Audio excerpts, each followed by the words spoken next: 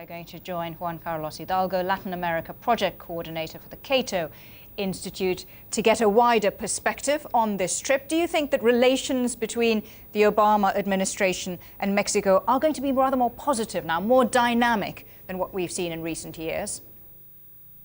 Yes, definitely Mexico has been in the news in recent weeks, especially for the drug violence, but also for other subjects like trade.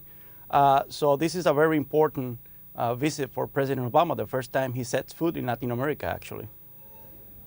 We know that he's announced this big challenge to the drug cartels. How much money is America going to put behind this war on drugs to actually back it up? So far, the Plan Merida, which is a plan modeled after Plan Colombia, envisions $1.4 billion in order to combat drug cartels, not only in Mexico, but also in Central American countries. $700 million go to Mexico, which is a very small figure, given that the drug business is estimated to be around $25 billion in Mexico only. Yes, so perhaps it's more on the line of moral support as much as anything that President Calderon is getting from Barack Obama.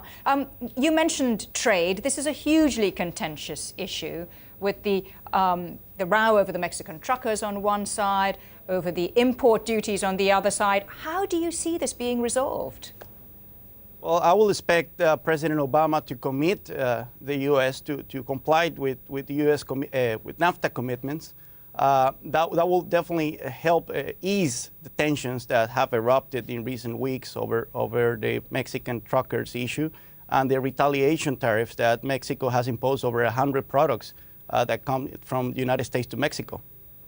And moving on to this big summit of the Americas this weekend, what do you think President Obama is trying to achieve from it? He says he doesn't have any clear agenda. I don't think he has. But he's going to face a lot of pressure from other Latin American countries, especially from those that have a strong anti-American agenda, for easing the embargo or lifting the embargo altogether on Cuba. That's why I think that the move to ease the travel restriction for Cuban Americans that was announced this week by the White House is a preemptive move in order to alleviate a little bit the tension that there's going to be in Trinidad and Tobago around the Cuba issue. Yes, it sets the scene, doesn't it? Juan Carlos Hidalgo in Washington, thank you so much for joining us.